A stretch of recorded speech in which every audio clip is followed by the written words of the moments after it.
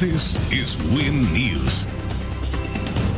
Tonight, extra trucks on the highway if a second Dubbo fuel depot switches from rail.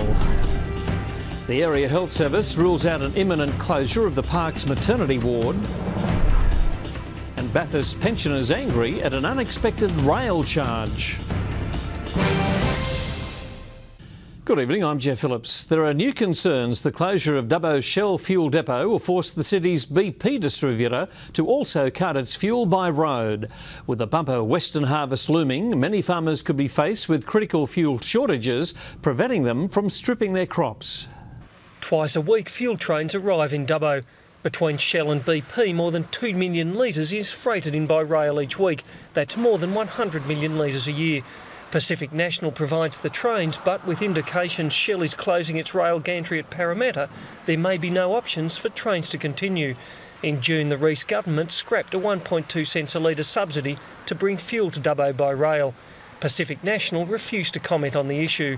The company running the local BP depot believes if trains disappeared, at least 4 extra fully laden B-double fuel tankers would be on local roads every day. But with limited storage at the depot and no trains, harvest time will test the distribution network, with Dubbo traditionally sending out double the amount of fuel during that period. That means come November, many farmers who can't afford to buy their fuel in huge bulk lots may not have the reserves to keep the headers going. That could see crops sitting in the paddock smashed by storms, waiting for the headers to come in. That in turn could see farmers and harvesting contractors going broke by the truckload. But Transport Minister David Campbell dismissed calls for the state government to do more to keep freight running on the tattered rail system and off the even more dangerous highways. This is an issue for Shell. I think it's absolutely inappropriate that taxpayers would be called upon to subsidise the operation of a multinational company like Shell. Shell should continue to cart fuel to Dubbo by rail. John Ryan, WIN News.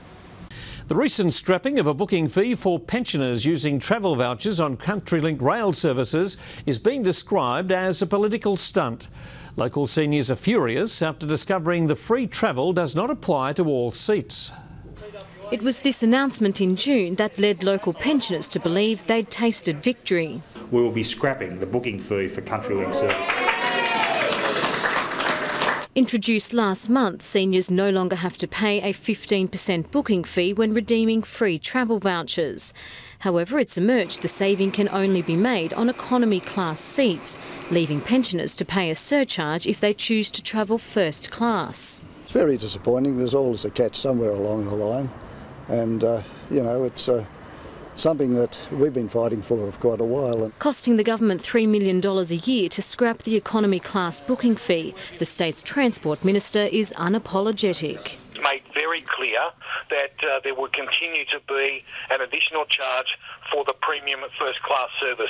There can be no surprise in this. It was part of the announcement. But Central West pensioners believe their free travel vouchers should allow them to sit where they feel comfortable. We've paid our taxes all our years, and now we're on the end of our, the twilight years, and we've got to put up with all this rubbish. Bathurst Regional Council says it's received a flood of complaints from local pensioners as they continue to discover the fine details of the free travel voucher conditions. The region's mayor says he'll be passing on the concerns to the state's Transport Minister. Certainly will make a submission on their behalf to the state government to reconsider their position as well on first class passengers. Dimity Clancy, WIN News. Meanwhile, efforts to improve local rail services are continuing despite the government ruling out a daily return train service between Bathurst and Sydney. One of the region's most vocal lobby groups is conducting a community survey to convince the state's Transport Minister current statistics don't reflect the city's demand for the express train. That way we'll be able to gauge the anticipated patterns that would exist from those people that if a rail service was implemented. The Bathurst Rail Action Group will be conducting the survey in 2 local shopping centres in the coming weeks.